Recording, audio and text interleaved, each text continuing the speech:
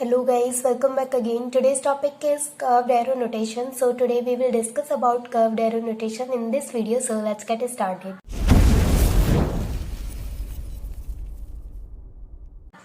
First of all कि आज हमारा न्यू चैप्टर स्टार्ट होने जा रहा है जिसका नाम है मैकेनिज्म ऑफ ऑर्गेनिक रिएक्शंस। और मैकेनिज्म ऑफ ऑर्गेनिक रिएक्शंस इसी चैप्टर का फर्स्ट टॉपिक है जो आज हम डिस्कस करेंगे, वो है कर्व्ड एरो नोटेशन। तो देखिए बड़ा ही सिंपल इजी सा टॉपिक है ये कर्व्ड एरो नोटेशन, आपको 1 मिनट में समझ में आ जाएगा। चलिए अब थोड़ा सा समझ लेते हैं कि मैकेनिज्म ऑफ ऑर्गेनिक रिएक्शन से क्या मतलब है इस चैप्टर का। तो चलिए इसको समझते हैं। सबसे पहले देखिए यहाँ पर हमारे पास ये रिएक्टेंट है और रिएक्टेंट से हमें प्रोडक्ट मिल रहा है, मतलब कोई भी रिएक्टेंट और जिससे हमें प्रोडक्ट मिल रहा है। अब सबसे पहले आपको ये पता होना चाहिए कि रिएक्टेंट क्या होता है। तो चलिए पहले रिएक्टेंट को समझते हैं कि यहाँ पर सपोज करिए कि मेरे पास एक ये ए है और मेरे पास एक ये बी है। समझिए कि एक एटम ये है और एक एटम ये है। ये दोनों मिलकर के मुझे सी दे रहे हैं।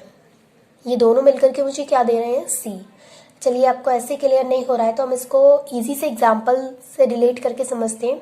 समझिए कि हम खोआ के लड्डू तैयार कर रहे हैं, ठीक है। खोआ के लड्डू तैयार करने के लिए हमें क्या चाहिए? खोआ प्लस बूरा। उसमें बूरा तो मिलाना पड़ेगा तभी तो वो मीठे होंगे, अदरवाइज वो मीठे नहीं होंगे, ठीक है। तो अब मैं बताती हूँ आपको कि ये जो है ये मेरा खोया है। मैंने यहाँ पर ये लिख दिया, ये मेरा खोया है और यहाँ पर ये मेरा बूरा है यानी कि शुगर है, ठीक है। अब मैं खोआ को और शुगर को दोनों को जब मिक्स कर दूंगी भाई तो मुझे क्या मिलेंगे? मुझे मिलेंगे लड्डू, ठीक है। मुझे लड्डू मिल जाएंगे। अब देखिए, अब मैंने खोया प्लस बूरा दोनों को मिक्स किया, मुझे क्या मिले? मुझे मिले लड्डू, ठीक है।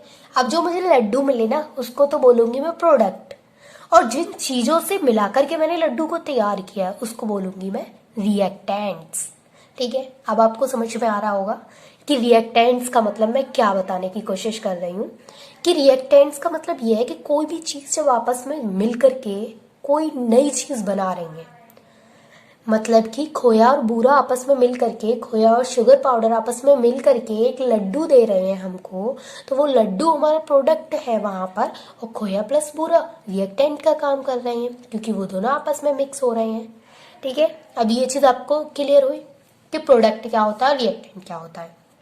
चलिए अब इसको केमिस्ट्री की लैंग्वेज में पढ़ते हैं। तो यहाँ पर ये एक एटम है मेरे पास, ये एक एटम है, दो एटम आपस में ये मिल रहे हैं, मतलब कि यहाँ पर ये एक एटम, यहाँ पर ये एक एटम। तो यहाँ पर मुझे जो मिल रहा है इनको बोलेंगे अब हम रिएक्टेंट्स और इसको बोलेंगे अब हम प्रोडक्ट, ठीक है। इतना क्लियर हुआ। अब हम इसमें समझते हैं बॉन्ड कैसे बनते हैं इसमें। तो देखिए जब हम रिएक्टेंट की बात कर रहे हैं तो यहाँ पर जो ओल्ड बॉन्ड होते हैं, रिएक्टेंट्स क्या करते हैं? रिएक्टेंट्स अपने ओल्ड बॉन्ड जो होते हैं उनके वो ब्रेक हो जाते हैं, और जब हमारे पास जो प्रोडक्ट बन करके आता है उसमें न्यू बॉन्ड का फॉर्मेशन हो जाता है। बोल सकते हैं फॉर्मेशन ऑफ न्यू बॉन्ड, ठीक है। इतना क्लियर हुआ आपको कि जो हमारे रिएक्टेंट्स होते हैं उनमें क्या होता है कि ओल्ड बॉन्ड जो होते हैं हमारे वो ब्रेक हो जाते हैं, और जो प्रोडक्ट हमें मिलता है उसमें हमें क्या मिलते हैं? हमारे न्यू बॉन्ड का फॉर्मेशन हो जाता है, ठीक। अब देखिए, अब आप समझ रहे होंगे, अब आपको मुझे पता है कि आपको बिल्कुल समझ में नहीं आ रहा कि किस तरीके से ओल्ड बॉन्ड ब्रेक होते हैं और किस तरीके से न्यू बॉन्ड का फॉर्मेशन होता है। तो चलिए फिर से चलते हैं हम अपने लड्डू के पास। तो हम लड्डू के पास आ गए हैं। अब ये हमारा लड्डू रखा है यहाँ पर और ये खोया प्लस पूरा, ठीक है। तब हम अपने लड्डू के पास आ गए, तो अब हम यहाँ पर फिर से देखते हैं कि किस तरीके से बॉन्ड बनते हैं, किस तरीके से ओल्ड बॉन्ड ब्रेक होते हैं और किस तरीके से न्यू बॉन्ड बनते हैं। तो देखिए हम खोया की बात करें तो जो हमारा खोया है उसमें अगर जब हम बूरा मिलाएंगे तो पहले जब आप देख रहे थे कि समझिए कि ये मैंने यहाँ पर ये मेरा खोया रखा हुआ है, इसमें सब कुछ मतलब जो भी कुछ है इसमें, जिससे भी ये सब कुछ क्या है? सब कुछ खोया है। इसमें खोया के अलावा और कुछ भी चीज नहीं है। जो भी कुछ है इसमें वो सिर्फ खोया है, खोया है, खोया, उसके अलावा कोई भी चीज नहीं है, ठीक। अब ये मेरे पास ये बूरा रखा है, इसमें कुछ भी नहीं है, सिर्फ बूरे के पार्टिकल्स हैं। ये मेरे पास शुगर पाउडर है और सिर्फ उसके पार्टिकल्स हैं। अब जब मैं इन दोनों को मिक्स करूंगी तो कुछ पार्टिकल्स इसके इसमें मिक्स होंगे, कुछ पार्टिकल्स इसके इसमें मिक्स होंगे, है ना? होंगे कि नहीं? कुछ पार्टिकल्स इसके इसमें मिक्स होंगे, कुछ पार्टिकल्स इसके इसमें मिक्स होंगे, मतलब खोए से बूरा चिपक जाएगा और बूरे से खोया चिपक जाएगा। तो इसका मतलब क्या है? इसका मतलब ये है कि जब इसकी बात कर रहे थे तो खोया और खोया के पार्टिकल्स ही आपस में चिपके हुए थे। अब हम जो बात कर रहे हैं तो खोया और खोया के पार्टिकल्स बीच में से ब्रेक हुए और इसके बीच में ये हमारे बूरे के पार्टिकल्स फंस गए। बूरे के पार्टिकल्स की बात करें तो पहले बूरे के पार्टिकल्स पास पास बैठे हुए थे, अब जब खोया उसके पास आया तो इसके पार्टिकल्स दूर दूर हट गए, मतलब इसने हटा दिए लात मार के, और ये इसमें फंस गए। ठीक है, इतना क्लियर हुआ। तो अब हम इनको कह सकते हैं जो पार्टिकल्स हमारे जो दूर हुए और इनके उसके बीच में ये इसके पार्टिकल्स फंसे, मतलब कि हमारे जो पुराने बॉन्ड थे वो टूट गए और इसके साथ हमारे खोया ने बूरे के साथ नए बॉन्ड बना लिए। जाहिर सी बात है, रिएक्टेंट से अगर प्रोडक्ट बन रहा है तो मतलब कि जो ओल्ड बॉन्ड है वो ब्रेक हो जाएंगे और जो न्यू बॉन्ड का फॉर्मेशन होगा वो हमारा प्रोडक्ट में होगा। चलिए इसको एक एग्जांपल की हेल्प से देखते हैं, यहाँ पर आपको बहुत अच्छे से क्लियर हो जाएगा फिर ये। जैसे कि मेरे पास ये CH2 है, ठीक है, डबल बॉन्ड, फिर मेरे पास ये CH2 है। तो अब इनको मैं बोलूँगी रिएक्टेंट्स। क्या कर रहे हैं ये, क्या काम कर रहे हैं ये? रिएक्टेंट्स का काम कर रहे हैं। और मुझे क्या मुझे क्या बन करके रेडी हुआ यहाँ पर मेरे लिए बन करके रेडी हुआ यहाँ पर प्रोडक्ट। ठीक है, इसको मैंने बोल दिया प्रोडक्ट। तो प्रोडक्ट क्या होता है आपको क्लियर हुआ? तो देखिए प्रोडक्ट क्या होता है कि जब रिएक्टेंट्स आपस में मिल करके कोई भी न्यू चीज़ बना रहे हैं मतलब कि वो प्रोडक्ट है। प्रोडक्ट के अंदर न्यू बॉन्ड्स बनेंगे, न्यू प्रोडक्ट बन रहा है तो मतलब न्यू बॉन्ड का फॉर्मेशन होगा। रिएक्टेंट्स की बात करें तो वहां पर ओल्ड बॉन्ड ब्रेक होकर के जब प्रोडक्ट बनाएंगे तो न्यू बॉन्ड का फॉर्मेशन होगा। चलिए अब आपको ये तो पता चल गया कि मैकेनिज्म ऑफ ऑर्गेनिक रिएक्शंस होते क्या है। इतना सब कुछ मैंने समझाया, इतना सब कुछ आपको याद रखने की जरूरत नहीं है। आपको सिर्फ इतना याद रखने की जरूरत है कि जो हमारी मैकेनिज्म होती हैं, मैकेनिज्म ऑफ ऑर्गेनिक रिएक्शंस होती हैं, अगर कोई पूछेगी क्या है इसका मतलब, what do you mean by mechanism of organic reactions, तो देखिए इसमें क्या होता है, इसमें सिर्फ इतना होता है कि जो रिएक्टेंट होते हैं हमारे वो जब प्रोडक्ट में चेंज होते हैं तो रिएक्टेंट के जो ओल्ड बॉन्ड होते हैं वो ब्रेक हो जाते हैं और जब प्रोडक्ट बन जाते हैं तो न्यू बॉन्ड बन जाते हैं। ठीक, इतना क्लियर हुआ। अब आते हैं हम हमारे मेन टॉपिक पर, जिस टॉपिक की हम बात कर रहे थे, कर्व्ड एरो नोटेशन। तो देखिए आज का जो हमारा मेन टॉपिक है वो है कर्व्ड एरो नोटेशन।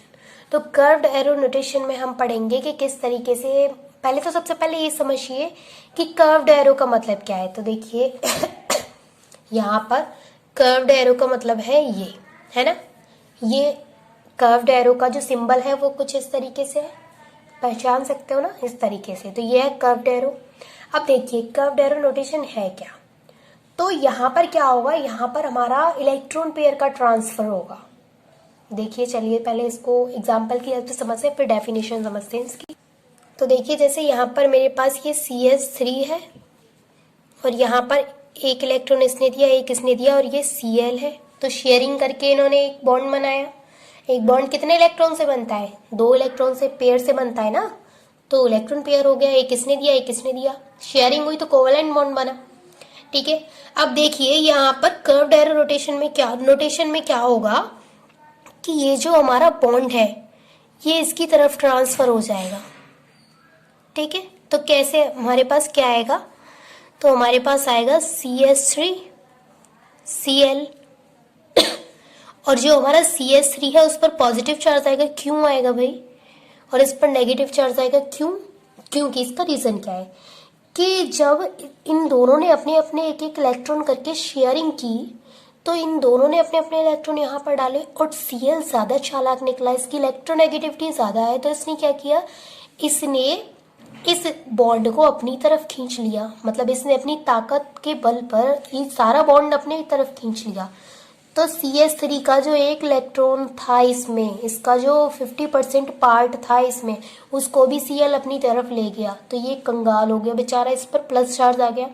अब Cl खुद का तो ले ही आया इलेक्ट्रॉन, कितना चालाक निकला, खुद का इलेक्ट्रॉन तो यहाँ से ले ही गया, साथ के साथ दूसरे का इलेक्ट्रॉन भी ले गया, तो वो तो पैसे वाला हो गया। अब तो उस पर तो नेगेटिव चार्ज आना ही आना है, तो Cl पर नेगेटिव चार्ज आ गया और CH3 पर पॉजिटिव चार्ज आ गया। तो चलिए अब समझते हैं इसकी डेफिनेशन क्या है। तो देखिए कर्व्ड एरो नोटेशन की डेफिनेशन क्या है, transfer of an electron pair from one atom to other atom is represented by curved arrow.